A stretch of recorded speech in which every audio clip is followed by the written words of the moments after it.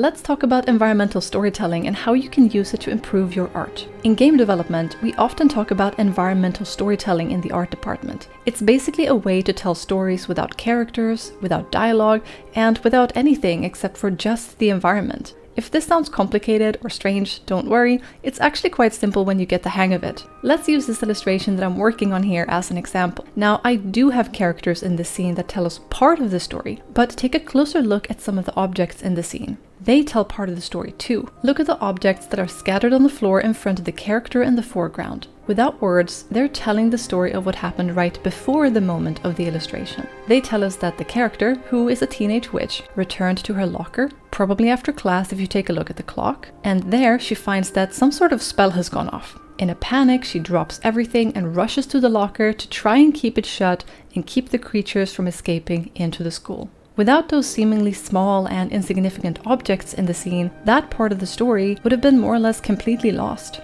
Many artists are very interested in creating characters, and for good reason. They're what we tend to connect and identify with. But in my opinion and experience, the environments can be just as interesting and expressive. And if you use environmental storytelling to your advantage, you can tell a lot of great stories without using a single word.